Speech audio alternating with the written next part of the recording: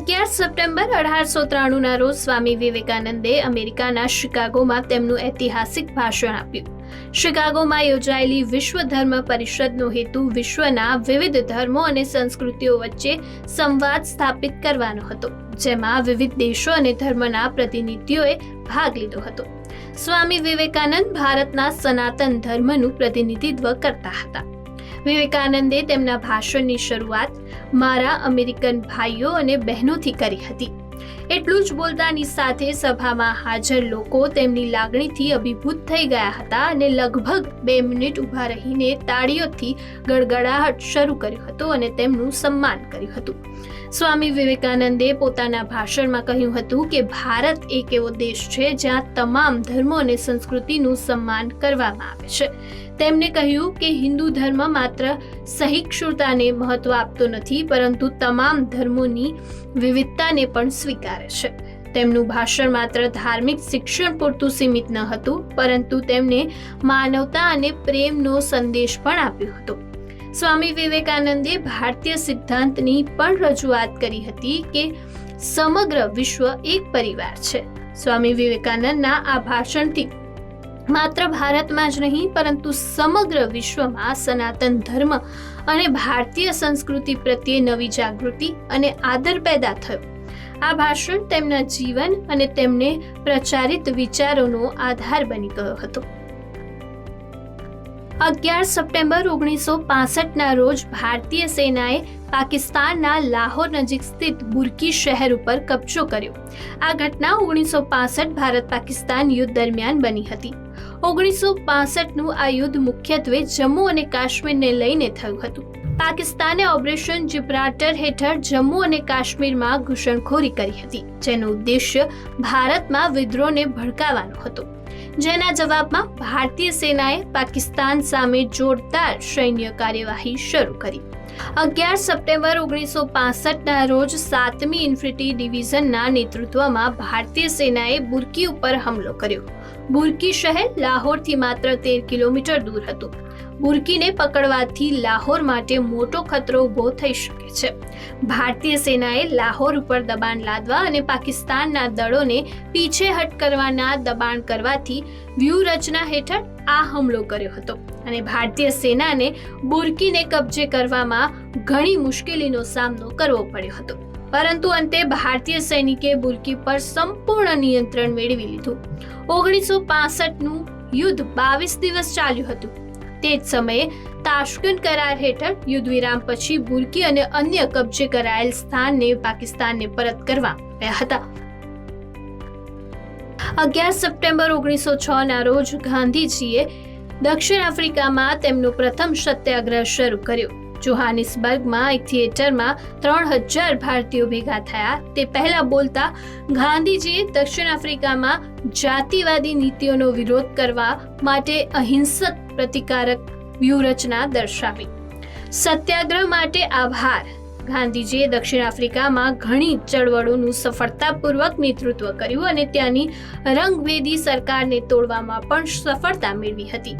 કહેવાય છે કે વર્ષ 1906માં દક્ષિણ આફ્રિકાની સરકારે નવો કાયદો બનાવ્યો હતો. આ કાયદામાં ભારતીય મૂળના લોકો માટે નોંધણી ફરજિયાત કરવામાં આવી હતી. જે બાદ ગાંધીજીએ વિરોધ માટે અહિંસાનો ઉપયોગ કરવાની હિમાયત કરી હતી. આ સંઘર્ષ 7 વર્ષ સુધી ચાલ્યો. જે સમયે દક્ષિણ આફ્રિકામાં પણ અંગ્રેજોનું શાસન હતું અને તેઓ હજારો ભારતીયોને હડતાલ કરવા, નોંધણી કરવાનો ઇનકાર કરવા, રજિસ્ટ્રેશન કાર્ડ સળગાવવા અને પ્રદર્શન કરવા બદલ કેદ કર્યા હતા. મોહમ્મદ અલી જીણાનું નિધન 11 સપ્ટેમ્બર 1948ના રોજ થયું. તેઓ પાકિસ્તાનના સ્થાપક અને પ્રથમ ગવર્નર જનરલ હતા. જીણાએ તેમની રાજકીય સફર ભારતીય રાષ્ટ્રીય કોંગ્રેસ સાથે શરૂ કરી. શરૂઆતમાં તેમણે હિન્દુ મુસ્લિમ એકતાની તરફેણમાં કરી અને ભારતીય સ્વતંત્રતા સંગ્રામમાં ગાંધીજી સાથે પણ કામ કર્યું. જો કે સમય સાથે જીણાના વિચાર બદલાઈ ગયો. જે બાદ તેઓ આ નિષ્કર્ષ પર આવ્યા કે હિન્દુ અને મુસ્લિમ બંને રાજકીય આકાંક્ષાઓમાં અલગ છે અને બંને સમુદાય માટે અલગ દેશની જરૂર છે.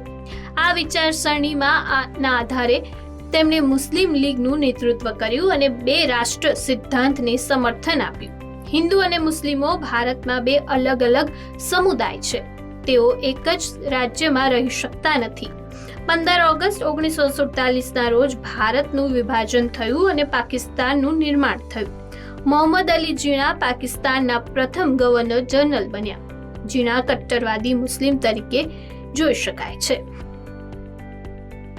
11 સપ્ટેમ્બર 2001ના રોજ અમેરિકામાં ન્યૂયોર્ક શહેરમાં સ્થિત વર્લ્ડ ટ્રેડ સેન્ટર પર વિનાશક આતંકવાદી હુમલો થયો. આ ઘટનાને 9/11 તરીકે ઓળખવામાં આવે છે. આ હુમલાનું આયોજન અલ કાયદા નામના આતંકી સંગઠન દ્વારા કરવામાં આવ્યું હતું. અલ કાયદાના નેતા ઓસામા બિન લાદેને હુકમ કર્યો હતો. અહેવાલ છે કે 11 સપ્ટેમ્બર 2001ની સવારે 19 આતંકવાદીઓએ 4 કોમર્શિયલ એરોપ્લેનને હાઇજેક કર્યા હતા. આ વિમાનનો ઉપયોગ હથિયાર તરીકે કરવામાં આવ્યો. અમેરિકન એરલાઇન્સની ફ્લાઇટ 11ને આતંકવાદીઓ દ્વારા હાઇજેક કરવામાં આવી અને સવારે 8:46 વર્લ્ડ ટ્રેડ સેન્ટરના નોર્થ ટાવર સાથે ક્રેશ થયું હતું. ત્યારબાદ યુનાઇટેડ એરલાઇન્સ ફ્લાઇટ 175ને હાઇજેક કરવામાં આવી. સવારે 9:03 વર્લ્ડ ટ્રેડ સેન્ટરના સાઉથ ટાવરમાં તે ક્રેશ થયું. અમેરિકન એરલાઇન્સની ફ્લાઇટ 77એ વોશિંગ્ટન ડીસી પોટાંગો પર સવારે 9:37 હુમલો કરવામાં આવ્યો. આ સિવાય યુનાઇટેડ એરલાઇન્સ ફ્લાઇટ 93નું લક્ષ્ય વોશિંગ્ટન ડીસીને અમેરિકન સાંસદ ભવન અથવા વ્હાઇટ હાઉસ સાથે ટક્કર મારવાનું હતું, પરંતુ મુસાફરો વિમાનને આતંકવાદીઓના નિયંત્રણમાંથી બહાર કાઢી લીધું. પેન્સિલ્વેનિયાના એક મુખ્ય ખુલ્લા મેદાનમાં સવારે 10:03 પ્લેન ક્રેશ થયું. આ હુમલામાં લગભગ 3000 લોકો માર્યા ગયા હતા. રાષ્ટ્રીય વન શહીદ દિવસ 11 સપ્ટેમ્બરના રોજ ઉજવવામાં આવે છે. આ દિવસનું મુખ્ય મહત્વ ભારતીય વન સેવા અને વન્યજીવ સંરક્ષણના શહીદોને સ્મૃતિમાં કરવામાં આવે છે, જેમણે દેશના પ્રાકૃતિક સંપત્તિ અને વન્યજીવોના રક્ષણ માટે પોતાના જીવનનું બલિદાન આપ્યું હતું. આ દિવસની ઉજવણી 2013માં શરૂ કરવામાં આવી હતી. આ દિવસ 1730માં રાજસ્થાનના ખેજલી ગામમાં બિશ્નોઈ સમુદાયના 363 સભ્યોની સદાહતને યાદમાં પસંદ કરવામાં આવ્યો હતો. 1730માં જોધપુરના મહારાજા અજીતસિંહે તેમના મહેલના નિર્માણ માટે ખેજરીના વૃક્ષો કાપવાનો આદેશ આપ્યો. ખેજરી વૃક્ષોને બિશ્નોઈ સમુદાય દ્વારા ખૂબ જ પૂજનીય માનવામાં આવતું હતું. તેઓ તેને જીવનનો આધાર માનતા હતા. જ્યારે મહારાજાના સૈનિકોએ વૃક્ષો કાપવાનો પ્રયાસ કર્યો હતો, ત્યારે બિશ્નોઈ સમુદાયના લોકોએ તેમનો વિરોધ કર્યો. અમૃતા દેવીના નેતૃત્વમાં આ સમુદાયે પોતાના જીવનની પરવા કર્યા વિના વૃક્ષોના રક્ષણ માટે સંકલ્પ કર્યો હતો. અમૃતા દેવી અને તેમના 3 બાળકો સહિત 363 બિશ્નોઈએ ઝાડને ગળે લગાવીને જીવ ગુમાવ્યો, પરંતુ વૃક્ષો કાપવા દીધા ન હતા.